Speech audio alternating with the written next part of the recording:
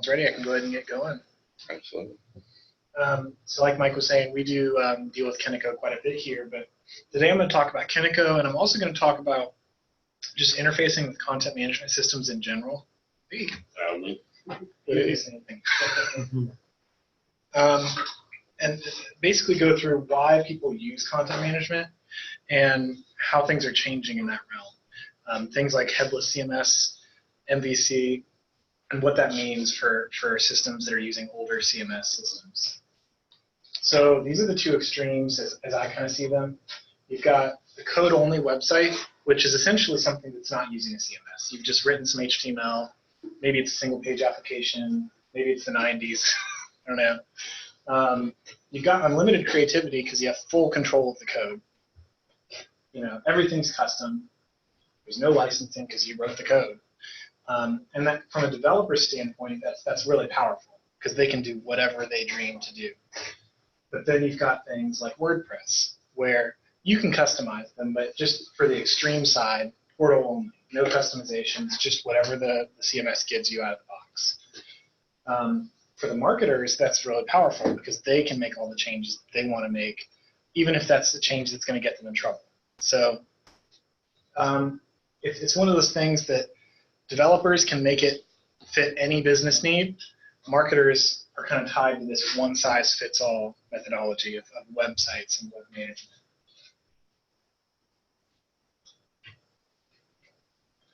And then lately there's been kind of a new trend, and this is pairing somewhere in the middle of the two. You've got the need for marketers to enter content, and that's always going to be there with a business website, or really any website, just different stakeholders that need to enter content. And they're maybe not developers. They may have never touched the code base. And so you've got to have some way for them to get in there and make changes, and not even just text changes, structural content changes, without impacting the code or the architecture of the system. And so the headless CMS is kind of designed to answer that with the microservices approach. You've got infrastructure that's running a back end that handles your content entry as one concern. People can go to that portal, whatever that looks like, and maybe you customize your own portal to access it, but it's a standardized system for entering content and pulling content, and everything that goes along with that, like workflow, approvals, versioning. The big advantage of that is scalability, because you can have multiple consumers of different types, whether that be mobile devices, traditional desktop apps, web apps. Also just scalability in the terms of you can scale out of one type of app. You can have multiple consumers for the same provider. Also, you get full control as opposed to something like WordPress or Kentico. You're kind of tied somewhat to their architecture and the way they do things with application lifecycle. With headless CMS, you're just consuming from an API. So your consumer can do whatever it wants to do with that data. And that gives you a lot of power, and it gives the marketers power. But a lot of people are still going to get this question. I know developers that ask this question. I know marketers that ask this question. Why do I need a headless CMS? Why can't I just use WordPress? And I think it's a really important question to respect and answer, because it is the #1 most popular CMS out there. And there's a lot of different statistics out there that show that it's very popular. It's free. It's open source, so you can actually manipulate the source code of the app. You have plugins. They're working really hard on getting a REST API integrated so that you can use it as a kind of content store. And so the question is, why would you want to use something like Kentico? I think one of the biggest reasons is the fact that it's .NET based, that it's not PHP based. So there's a learning curve there for anyone who comes from a .NET background and wants to do web content management. But also, there's these stigmas about security in WordPress. A lot of that's really just not true. That there are guides that show WordPress can be secured. So there's not really a reason anymore why you have to pick one platform over the other. So I'm not going to really shun this, but I'm going to not focus on it as much. But I just thought it might be worth mentioning that WordPress is definitely a legitimate option, even for enterprise sites. It's just a matter of knowing what you're comfortable with and what your developers are going to be comfortable with. So Kentico 12, to take a step back, Kentico has been around since 2004. It's based in the Czech Republic, actually, but they have kind of satellite offices in the US and UK and Australia.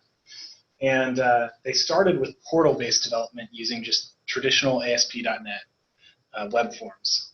And that's gone up into very recent years until they came up with this thing called Kentico Cloud, which was really a revolutionary service where they provided a headless CMS implementation. People could go in and edit content in the cloud and have all those advantages, but it was a really big shift, and it was a little too early for some customers. There's people who've been using Kentico maybe as far back as 2004, and they don't know how to convert over to that platform.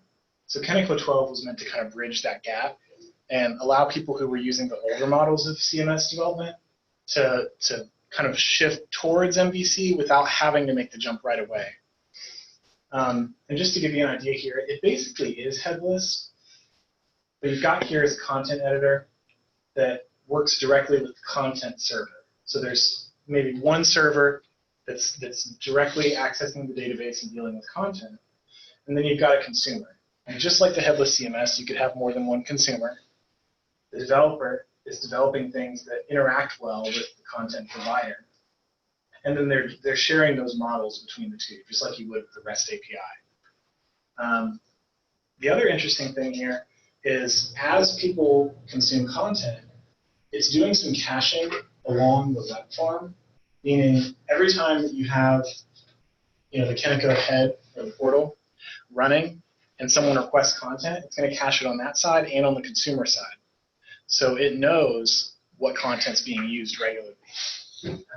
And as you scale out, that proves to be really powerful. When you see people accessing a lot of content, it helps minimize some of that latency. Because they're both accessing the same database at the end of the day. It's just one is going through this API to get to it. So I'm going to give you a little background. A lot of this is relevant to all of Kentico versions,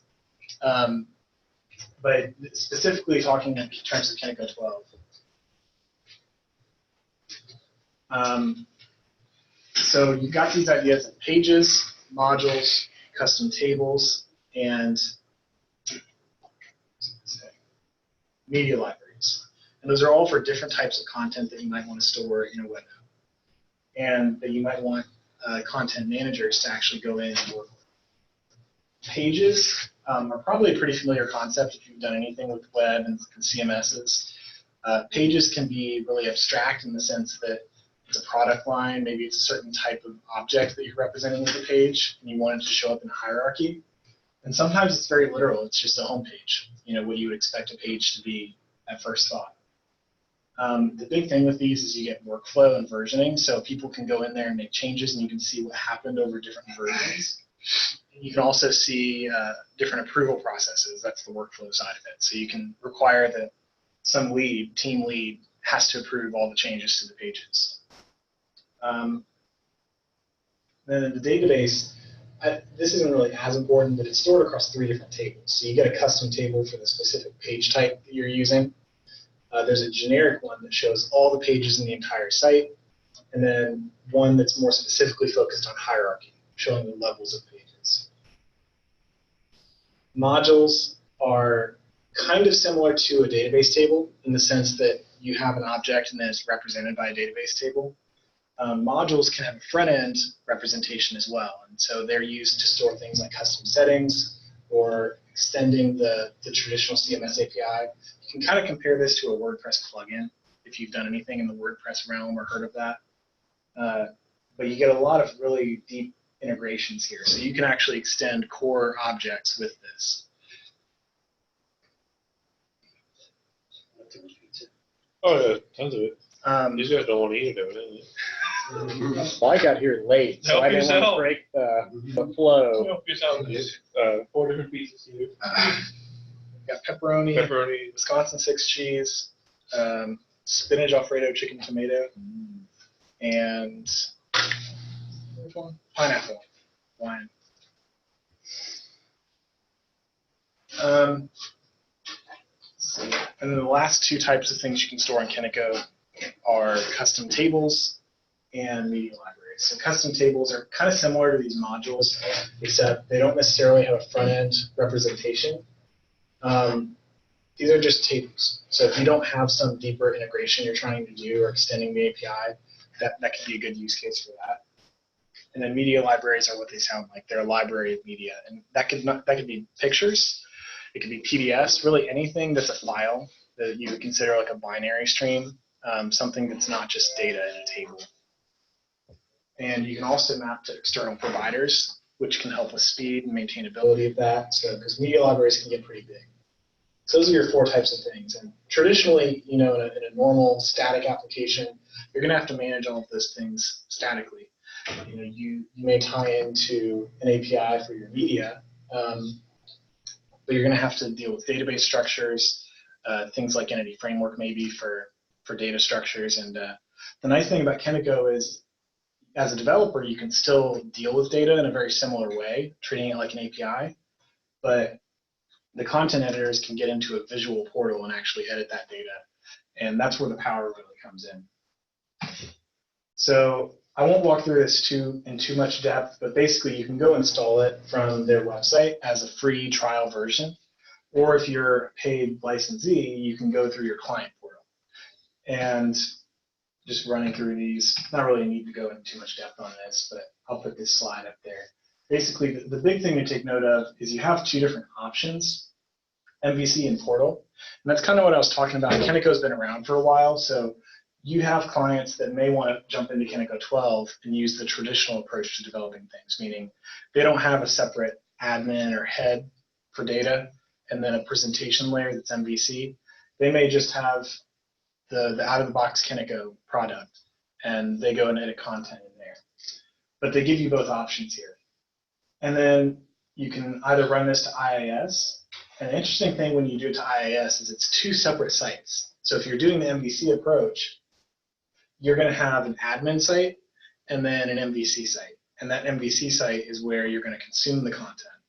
And those can be running on the same machine, but that idea of separation of concerns with content and consumption.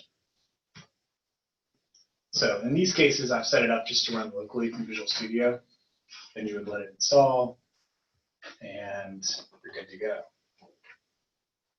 And this is kind of what you look like when you use the templated packages. You've got Dance and Goat is their kind of project that they like to showcase their different features throughout the version. So going back to very early versions, they've used this fake coffee distributor. I kind of wonder if it's real. I don't know.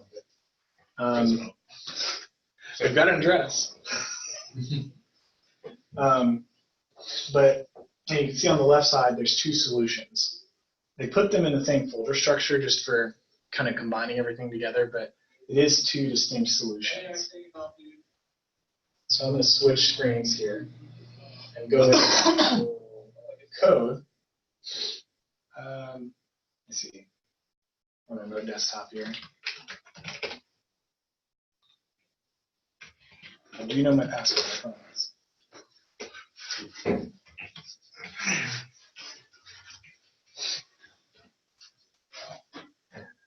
Sure about that? Yeah. Final answer? Don't worry, I go through this every day on base. I will tell you that actually. Speaking of spice. Yeah, this keyboard's got some lag to it. Yeah. Okay, so I'm going to collapse everything here. I'm looking specifically, I'm not really so much concerned with the data production side because that's all stock. That's just Kentico's product. But as a consumer, these are the types of things you can expect to see when you're consuming from a Kentico 12 API. And this is the area where you're really going to put your business logic and your customizations, and you're probably going to break this down even more. Like you may have a core or domain class and other types of projects in here, but this is their stock product. So right here, you're looking for where's the entry point to this? Where are you going to start? And this may look familiar if you've done anything with .NET Core. Let's see if I can make this any bigger.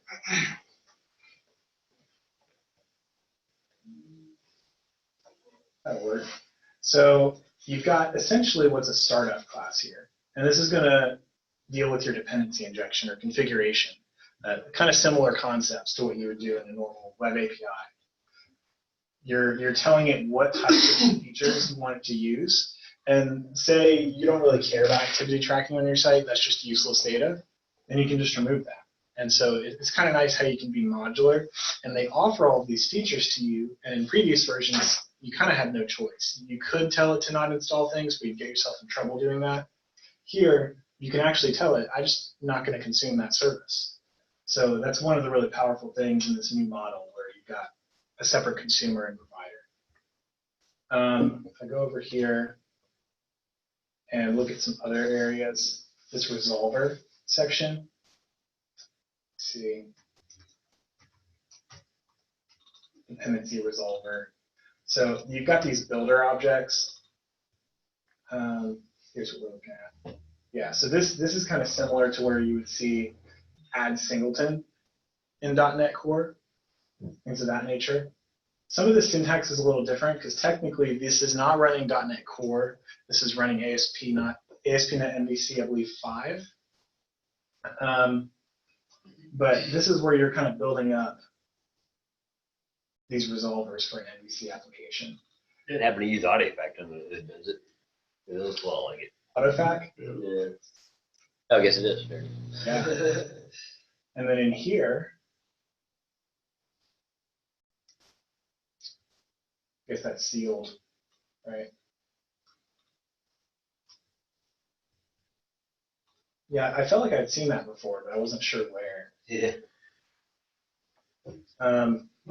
And here you can see, just like in .NET Core, where you've got interfaces that it's then resolving at runtime what implementation of that interface you're going to use. Right here is an example of that. So going through some other parts of the code, because there's a lot of folders in here. It's a pretty flat structure, this example they give you. You're probably going to have some business models. So in this case, it's a coffee shop. And these are pretty much what you would expect. They're just classes. And I minimize things. And then slowly kind of expand it as we go. You've got several properties and methods. In this case, that's your property, coffee product filter checkbox. And when you load it, it's calling into these other methods, which is hard-coded down here for now. And so this stuff isn't really Kentico specific. This is just something that's domain logic that you might have. But if you go up here to controllers, this is actually the kind of stuff that your consumer is going to call into. So your consumer might go to the coffees page in your MVC app, and they're going to see a coffees view that maps to a coffee model. And then maybe there's a view model from Kentico. And so in here, you've got a repository pattern. It's a little misleading because you're not persisting data to the Kentico content store from here. You could, but in this case, it's just using that repository to get the items, entities. And so in your index action, which is your default, it's going to show you the view with a default model. And this is all very stock stuff. If I go in here to repositories, this is where we get a little bit closer to the actual Kentico logic. So if I go, not the interfaces, but the implementations. So kind of following in the coffee stuff. Over here. Okay, so this is where you're going to get into something that's a little bit more Kentico specific. They have these ideas of info objects and provider objects. And provider objects are what provide you the info. So a lot of times they'll say things kind of weird, like get the infos, but the same idea applies. Right here, you're going with the provider, which is, you can see a CMS class, meaning it's something that's inherited from Kentico. And then you're going to get coffees, and then do some links and tags on them. And so in here, from your consumers, they're just going to call into the repository and get the objects. And then Kentico is going to handle actually going out to where the content is stored in the database. get that for you. So it's calling into this document helper, getting documents of type copy, which maps directly to your models, and checking whether or not they're published. A lot of this stuff is fairly boilerplate when you actually go to implement it. You know, as far as you've got your models, you've got your controllers, you're just needing to map it up to the Kentico API. So I guess, is there any questions that people might have as far as like an area that they would want to learn more about? Because I know I could go through each of these sections in the project.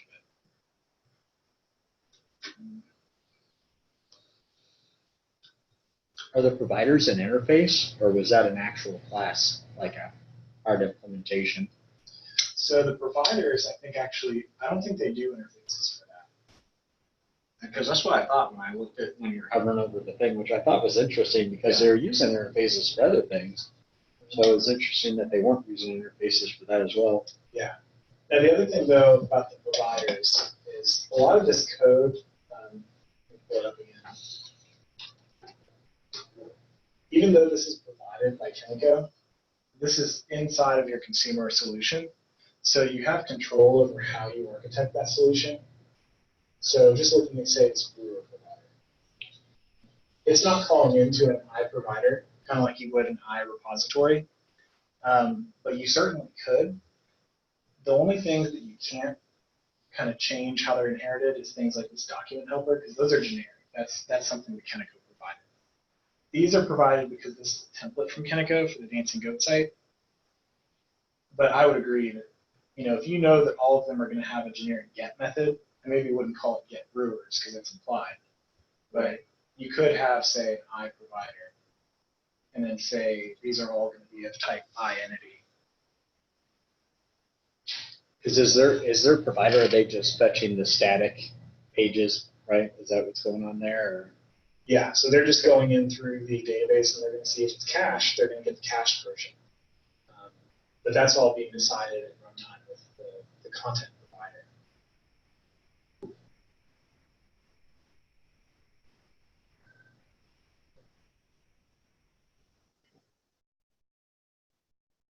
Document query type, that's one where you could then do some link syntax to it, but it's not going to actually give you the data until you've enumerated it, like said to list, things like that. So you can do a little bit of lazy loading in that regard.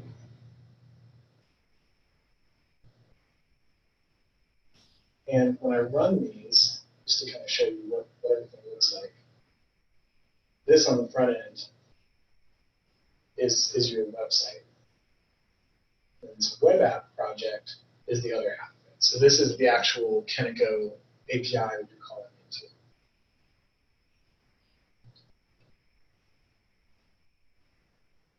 As I wait for that to come up, you notice it's a lot slower than the MVC app. But this really hasn't changed much between versions, particularly since version 8. Before that, it was very different. But the only thing they did between versions 11 and 12, as far as I can tell from a UI standpoint in here, is just add some color. The bulk of it really is very much the same. The biggest differences, though, come on the pages section. Because with an MVC app, you've got these controllers and views and models, so you're not really generating HTML at runtime in a portal like you would be in some other drag and drop type CMSs. So if I go in here to, say, an individual cafe, these are what you call a content-only page type. So it's a page type, but you're not going to see it as a page in this way. You're going to see it more as a form, because this is the content that you want to know about that roaster or content store. And then you can upload dynamic content, or I say dynamic, but just different types of content, like byte streams or photos, in this case, as page attachments. And you can define in your page type whether or not that's going to go to a media library. Traditionally, this would be stuck being a page attachment, which has its own maintainability issues because it gets stored directly in the database and in the app data. They do have this concept of a page builder. I didn't get that working. There is a bug here of some sort. But the idea is that if you can see this page tab, There is some drag and drop components. I can pull up a screenshot of it. So Kentico 12 MVC page builder. This is one of the most unique things about it as an MVC CMS is the fact that content editors can go in and actually make changes without making code changes. Like they can change the layout of things on a page, not just the content of the object. So you can define these view components, and then they become widgets in the Kentico side, which is kind of a familiar concept with older versions of Kentico. But basically, you're registering them, and then once they're registered, it's much safer than a lot of the older ways of doing things where people could just hard code, type in HTML as they're going. In this case, you've got a predefined way of doing things with sections, that are explicitly defined for those widgets. How does it do the registration? Is it the old way or is it by attributes? So at startup, I go back to the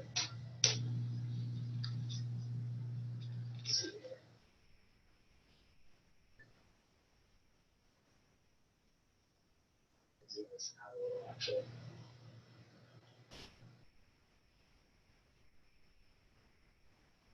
There's this.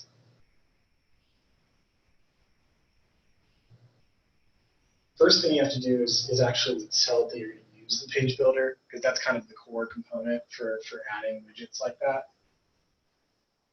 And then here, you can see this isn't supported in Portal Engine because they use a different implementation for that. But the registration is attribute based. So it's kind of similar to how you would do a module in Kentico.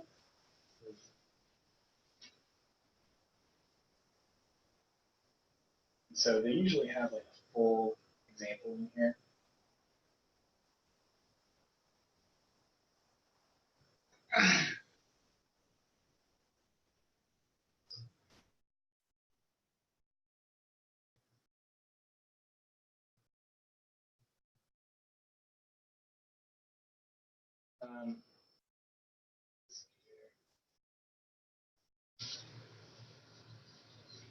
See what they have.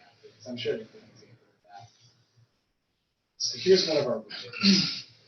And in here, it's mapping to articles widget below, kind of like you'd see in an MVC view, but it's specific to this widget. It's calling in the page builder API and saying if it's the edit mode, meaning someone's actually editing the page and they're wanting to see what it looks like in real time, and they're going to add these different partials to it. So that's the editor inside of it. Then you're just getting your content from the So the nice thing about this is you're controlling this in code, but the end user can then put it wherever they want on the page as a component. So you don't have to have an explicitly laid out master page where this stuff's going to get called from. You have a set of sections where it could get called from, kind of like placeholders.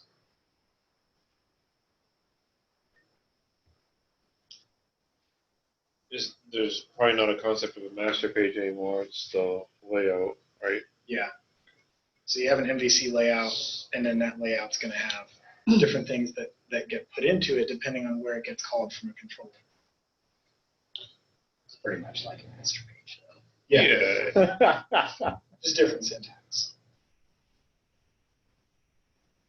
In the portal model, a master page, you can control all the HTML and stuff from inside the admin interface, which you can't do in MVC, which is fine. I'm just trying to make sure that they rewrote everything and not just parts of it.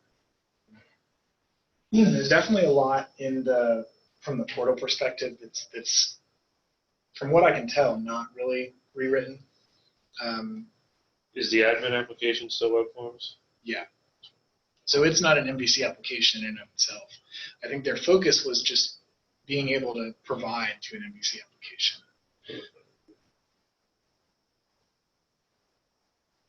It's similar. I just came back from the Sitefinity conference, which is another .NET CMS platform, so I'm comparing the two.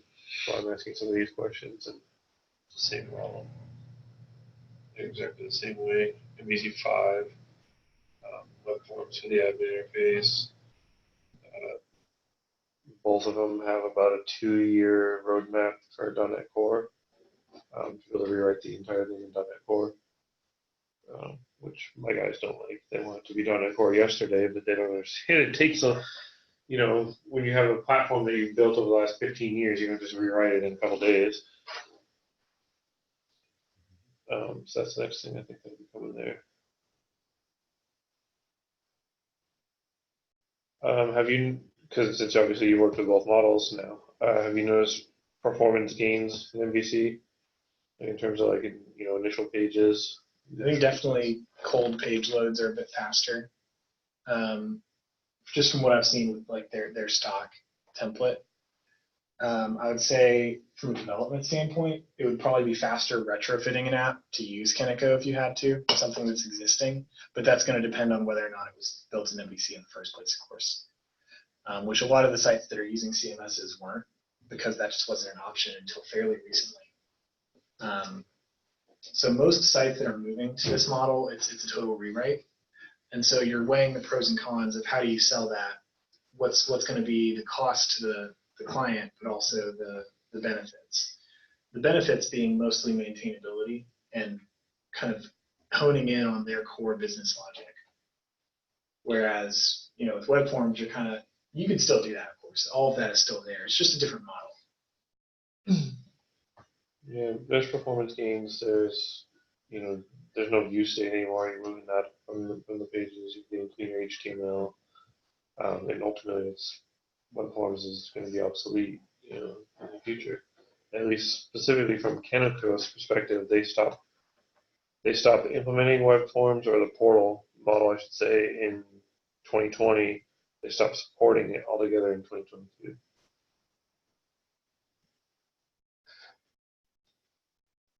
And for anyone, which I'm guessing is most everyone here who hasn't seen Kentico before, the core bits of this are the same as it has been for a while. When you go in here, you've got pages, and that's going to those different types of pages that we talked about earlier. So page types are just your data structures, basically models. And then page templates are your views in a way. So those are traditionally what you would use to interpret the page types and then present them to the end user. And that page template bit is where a lot of the customization goes on. Some of it lives in other places, but that's where the end user can really get themselves in trouble if they have access to it, because they can start tossing things in there, just ad hoc. And so from the pages standpoint, you've got this hierarchy, but you can see there's different types of pages. So an About Us page isn't going to have the same types of content as a cafe page. They're fairly similar in structure, but you can see this one has a lot more fields on it.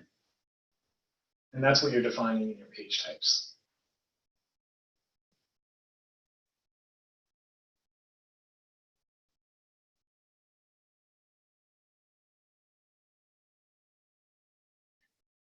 And then you can apply, security policies on these pages, whether it be hierarchical, have people only have access to certain sections of the site, from an admin side or from a consumption side.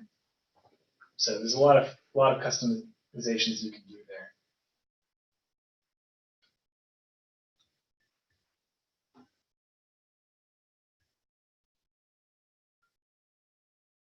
So in the traditional Kentico, their widgets were just a web form that you expose as a widget. Does that concept exist in MVC, or is just everything a widget and it's readily available if you have page builder turned on? Yeah, they don't have like that middle layer like they used to, where you have a web part that's defined in code, and then widgets are like instances of that web part. And now you just have widgets, which are partials or components.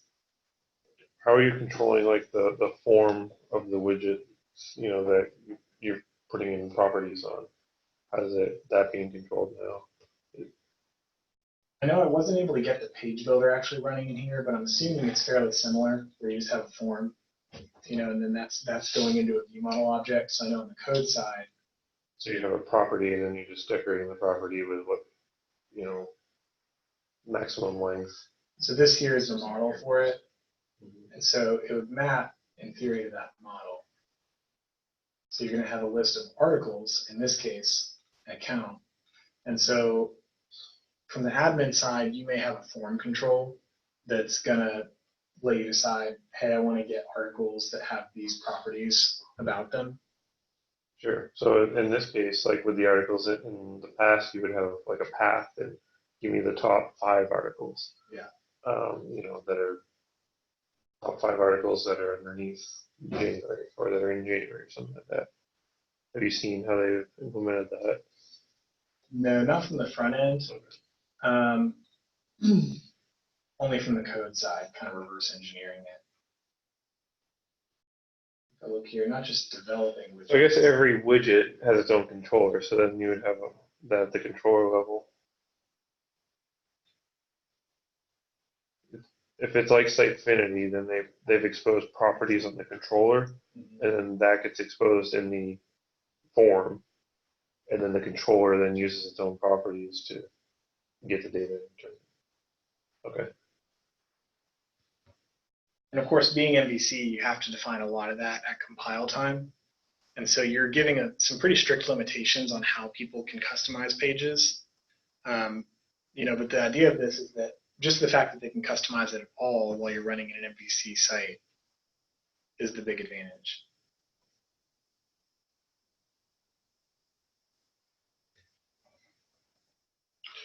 You said you guys don't work with a CMS at all. Do you work with any CMSs?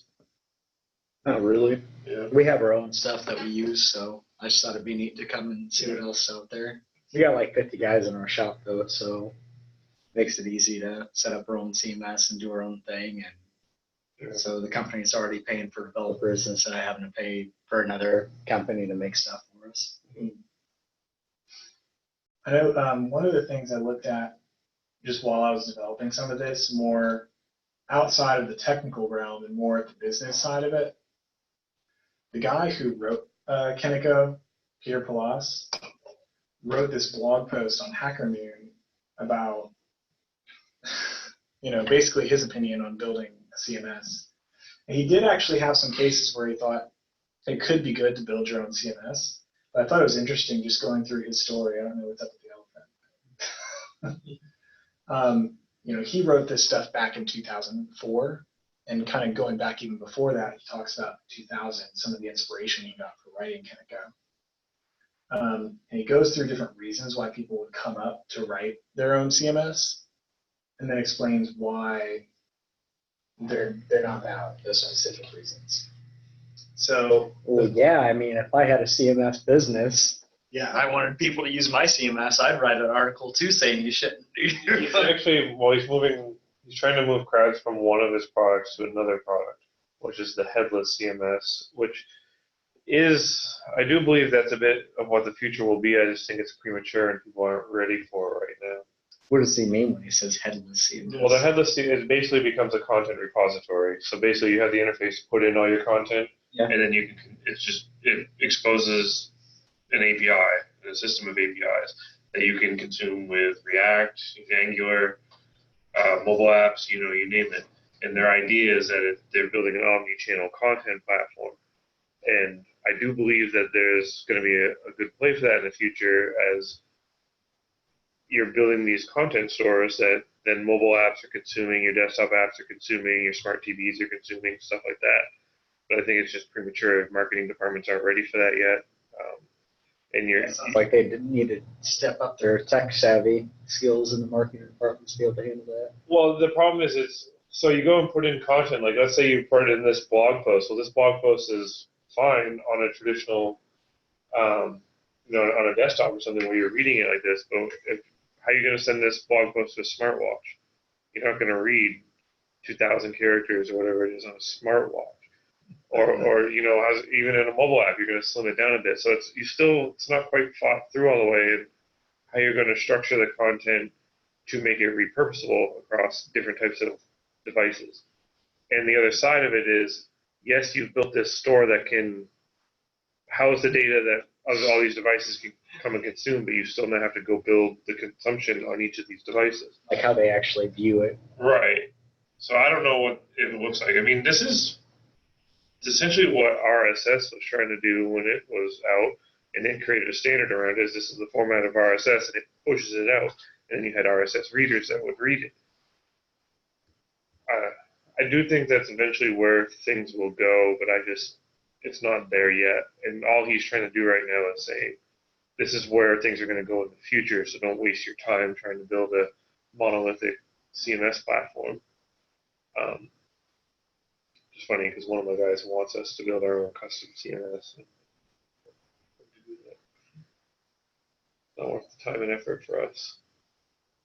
You're saying that you couldn't, I may be missing something. You're saying that it will be hard for you to make something that you could render from a desktop to a mobile phone to a smartwatch or whatever, what have you. I mean, obviously, not talking specifically of media queries, but something like if you're using like React, for instance, you can conditionally render certain components based on like I've made components where it's like a media query component. But what that where you can actually. I agree, but what that means that the developer must be aware of the type of the content structure that you're sending it to it. The idea is that you wouldn't be. Like if you knew this blog post had 3 H2s and 2 H1s and or 1 H1 and 5 images and 3 images, then you can deal with it. But you don't have any idea, and marketers don't want to be that structured. They want to be able to create their flexible content. So we don't know yet exactly what that looks like. I mean, the idea is a lot of them aren't ready to be able to even think about content in that regard. They'll have teams that are, you're going to be my smartwatch marketing team, and you're going to be my social media marketing team and stuff like that. And they'll talk about broad topics, and then you're repurposing the same content. They'll take this blog and they'll turn it into an infographic or something like that, and they'll push that out on different channels. The idea is that you'll be able to do that.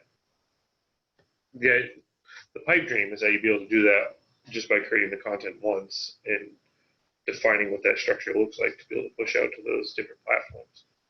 I do think we'll get there, or at least a lot closer. We're just not ready for it yet. I'm not sure it's, again, it's not exactly the same thing, I don't guess, but like if you're conditionally rendering like components in some type of, in any type of front-end library or framework, like React or whatever, wouldn't you still be able to do something similar with being able to, if you're only conditionally rendering it based on the screen size, would you not be able to conditionally render, basically reuse those same components that are already set up for those specific sizes and be able to reuse different pieces of it, or is that not the same thing? In some cases, yes, but again, the developer you have to say that this is the structure, and then you have to say that on the smartwatch, we're going to show heading 1 and brief content, or maybe we're going to have something in there that reads the content out, converts it to audio or something like that.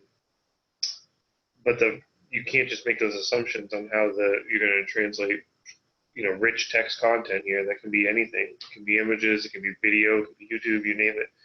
How do you know how to consume that in a optimized way on your different devices? If it's responsive website, you're making it, to a mobile phone. Yeah, we've solved that problem. But that may not be the most effective way of displaying that content on that platform to that audience.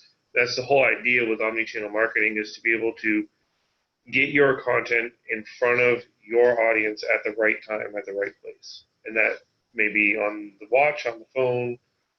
I saw that Google Glass is now trying to come back again, hopefully. Okay, so you're talking more of a bigger concept of getting it in front of people as well as. Yeah, I'm not.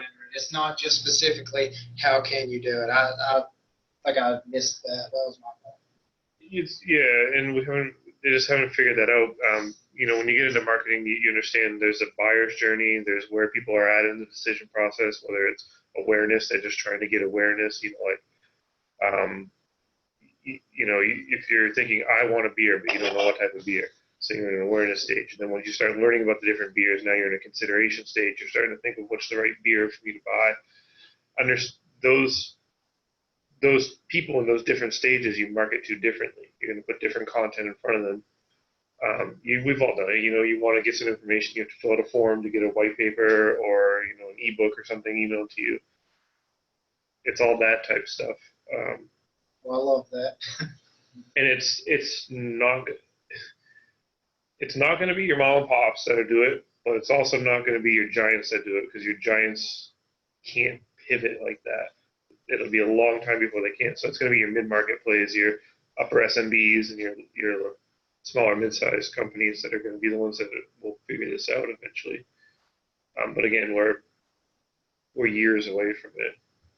And this is what Kentico has put all their attention into, this cloud product, which has kind of annoyed us because we think they need to continue to focus on the CMS.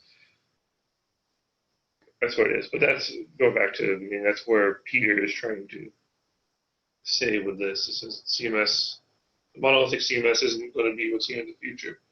So don't waste time and energy trying to build a new one when the market's already flooded with them. There's, you get all those options. What's Kentico charge?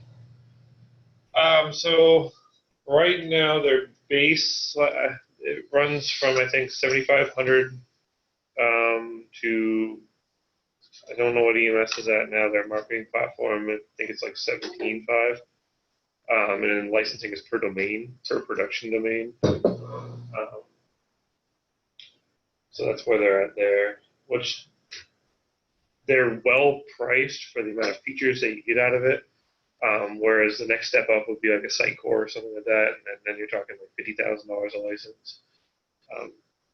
But then people always compare it to WordPress. It's free, and Drupal, it's free. It's not free. It's very limited, and a lot of maintenance around it, but it's not really built for the enterprise class.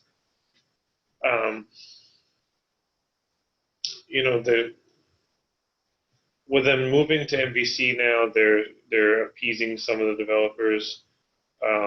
It's not necessarily just appeasing the developers. We know MVC is a better platform than web forms, and where I have it, because as a hiring manager, I've got to look for talent. I can't find web forms talent because no one wants to do it. No one's learned it anymore. So whether or not MVC really is the future or not, the market's already decided. Tough shit. It's MVC. That's all we have for skills. So I'm pleased that they've finally adopted this, and the other platforms are too, because it makes it easier for me to find talent, and not just for me, for any organization that's out there trying to do it. But we just don't. They tried to build all in one, so they have e-commerce built into it as well.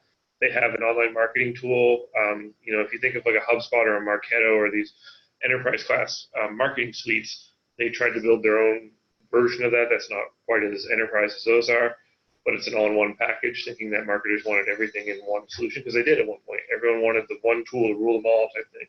Well, now we've seen the industries shift, and everyone wants best of breed in connecting best of breed. So integration is huge. Integration is part of almost every single project you do now, because you're going to take your CMS needs to talk with your distribution systems for e-commerce or your payment processors, or it needs to send leads into Salesforce or something like that. So we've seen all this come together, and rather than having one platform to rule them all, it's a bunch of platforms you tie together. Kentico is actually moving away from supporting their own e-commerce platform that they built, and working with UCommerce, which is a .NET e-commerce platform that's not a standalone. It's built to work within CMSs, and it works with Sitecore, Rocco, Kentico, and Sitefinity. So they're even starting to focus their attention down rather than trying to be best of everything, partner with the best of the others and pull them together. So kind of where they're at with that stuff. But probably, similar to when you guys made the decision to write your own, that's what my developers want to do, because they can use the latest and greatest technologies. They're smarter than everyone else. So what they want to do is just kind of write their own thing. Well, you don't have to wait for someone else to pull the plug to do something, Yeah, but if you're the client and BitWizards creates a CMS for you. What happens if BitWizards isn't there anymore? What happens if you don't want to work with BitWizards anymore? And you're going to pay a client, someone like us, to build a proprietary system like that. It's going to be much more expensive than someone that's already built it and can sell it. We work for ourselves. So. Yeah, you're right. So that makes a little different there. right, exactly. But for clients, it doesn't make sense. And I have a couple people on my team that, because they don't like Kentico because it's not perfect for them, they think that we should create our own CMS, and it doesn't make a lot of sense. Even if you could turn it into a product, the barriers that you have to get through to even compete at the level of some of these is not worth it. You're going to spend millions of dollars to maybe make a fraction of the market back. Like Google Glass. Yeah, I just saw that yesterday that they have a new version coming out. Oh, I was excited the first time they did that. I mean, I knew it wasn't there yet, but I was excited that they're doing it because eventually, Yeah. like HoloLens too, I'm like augmented reality, I think it'd be really cool. It definitely could see the distractions. I mean, if you're driving down the road and everything's like, oh God, yeah. I'm only out here for a few months, and I've been driving down 98, and people like doing this. I'm like, oh God, how are more people not dead around here? I wish to God there was some kind of feature on all smartphones that automatically just cut them off if you were moving over 30 miles an hour. All the new ones, probably, the new ones have it. You can turn it off. That's what I'm saying. Like, I don't think that should. I don't know. That's a public safety thing to me. That's probably a very unpopular idea because obviously you could be the passenger seat or you might need to use your GPS. But I tell you, I don't know. I just think I think people are too distracted, especially while driving. I know that, as I'm sure some of us have, we've driven a car when we maybe shouldn't have driven a car. And I've driven a car and tried to respond to someone on it, and it's the scariest freaking moment of my life. Because it's not just taking your eyes off the road, it's taking your entire focus completely off the fact that you're driving to do something. And then just like you, I used to live on 98 and I moved because I couldn't deal with the accidents that happen on there anymore. But you pull up to any stop sign, or even not stop signs, but everyone's looking down on their phones. They just passed a law here in Florida, I guess, that it's illegal to text and drive. But I think they made it a primary offense now, whereas it was before secondary offense. So they couldn't pull you over. Even at a stoplight. But If you look down, they can hit you. But even at a stoplight? Even at a stoplight. Wow, that's brutal. I mean, stoplights can be pretty long around here. So.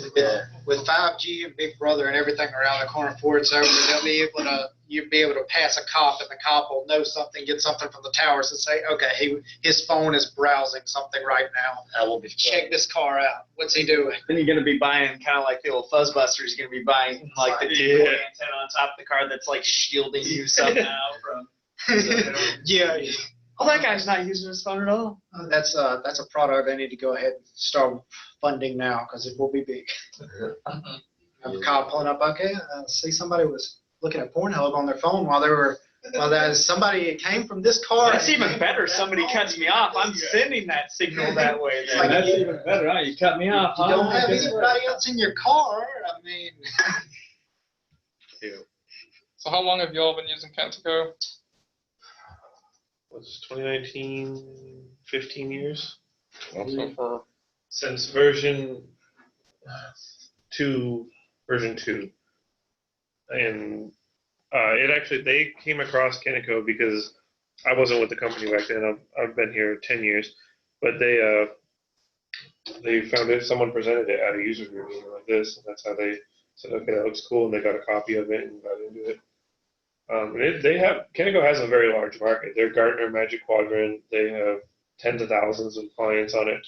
Oh. Gibson Guitars was their first ever website. And Kentico Cloud doesn't have as many, but Kentico itself does. The company is in the Czech Republic. That's where they're formed. They have sales offices here in the United States. So they have a strong European reach, but also they have a big footprint here in the United States. There's a lot of big names that are using Kentico, but What's their security model look like? Like, are they pretty safe? I mean, because like WordPress plugins, it seems like They every have year you zero hear about something. vulnerabilities. WordPress has like 90, and they have zero. Kentico has zero. They put it through whatever tests. I don't know if that's still 100% true. They don't mention anything like around OWASP or any of that stuff. Patrick, you haven't run OWASP against Kentico site, have you? I don't think I have actually, no. Yeah.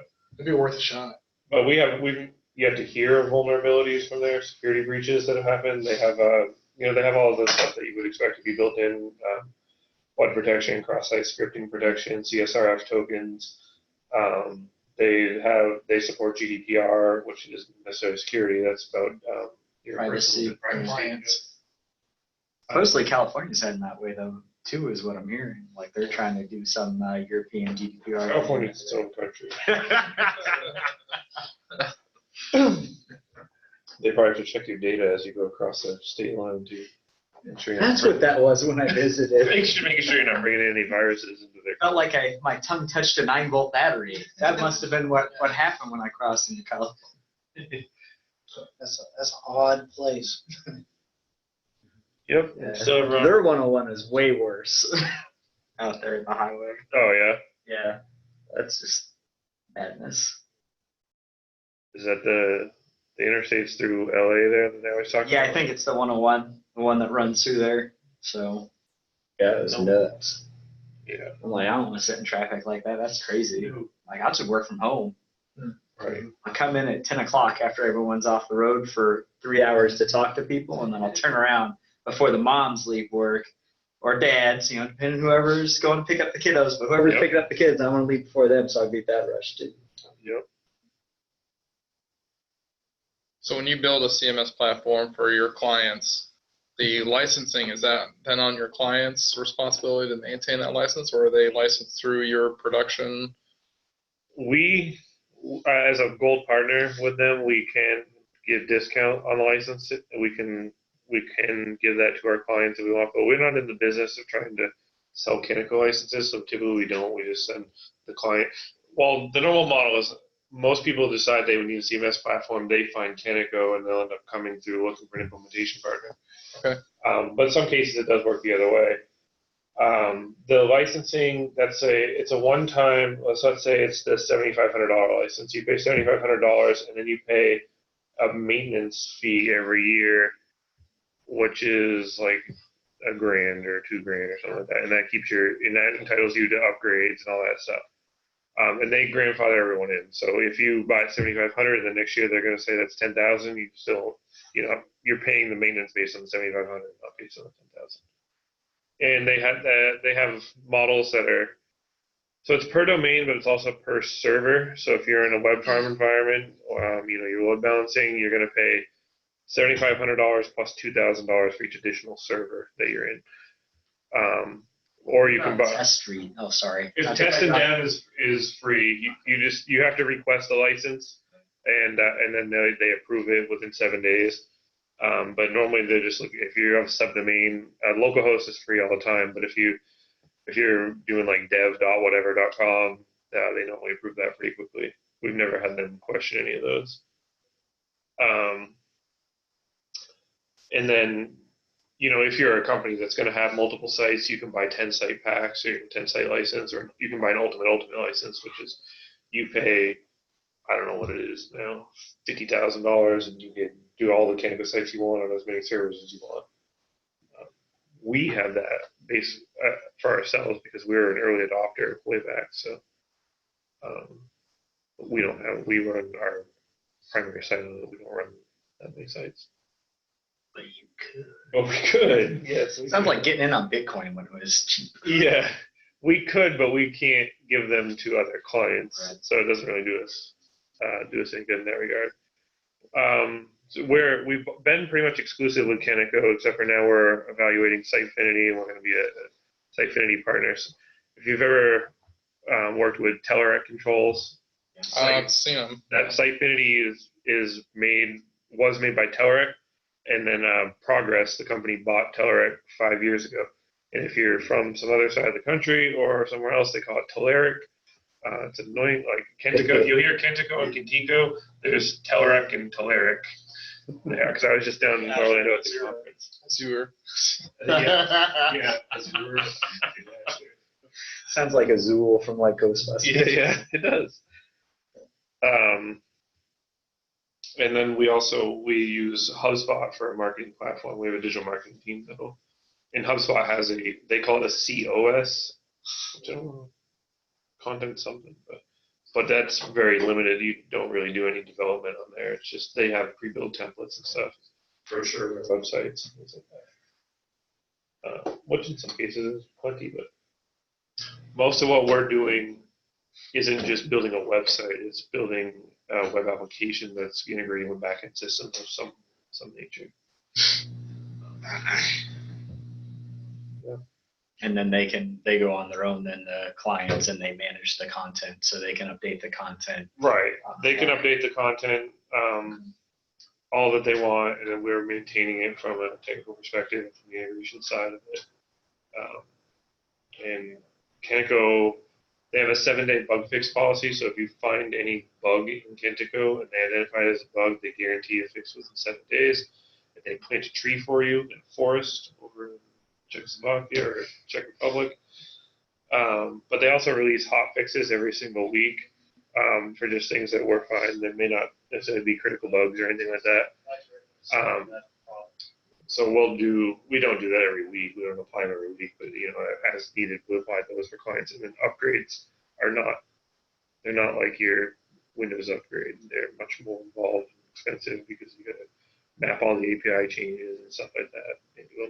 And now if you're going to upgrade from web forms to MVC, there's no automated path there. You've got to plan that and then essentially rewrite it. Yeah. Get in there and just get dirty. Yeah. Have you ever worked with web forms? Yeah. Oh yeah. Web forms, web projects, web applications, classic ASP. Some view state and all the quick event handlers and all that stuff. That's the way I always learned it. So for me, going from that to MVC, I was like, this is so much different. Well, it's funny because if you start with classic ASP, we actually mixed content before. Right. You had the HTML and the code in there. Yep. And then they went to like the web forms or projects where they kind of separated it. And then it went back to MVC. And I know MVC is way more different, but I just thought it was funny because it's like, oh, look, content in the. Well, they started moving back a bit because in .NET Core 2, was it 2 where they introduced Razor Pages? Oh, yeah. Which brought it all back together. You basically had a code behind for your view. And it's like, why? Why are we doing this again? Like, I don't understand. I always used Razor. I never used, I think Spring was one of the other ones that people were using. Yeah, maybe. I never got into that. Spring MVC. And, but Razor Pages was this new way. Traditional Razor, using view components make a lot of sense to me. And then obviously partial views in display templates. The thing that was, once you learn the conventions of MVC, it became much easier to grasp it and understand how to set it all up. It's like, how does this know to use that? And it's like, what? And then, because obviously in web forms, you didn't have that. But did you do the MVC Nerd Diner? No, I did a Pluralsight course. This is how I learned it. I did the Nerd Diner. Yeah. Or dinner, I mean. Nice. Yeah. I just recently, when I started MVC, I started MVC in .NET Core. But I'm not as much of a hands-on developer anymore, although I've been developing lately with integrations.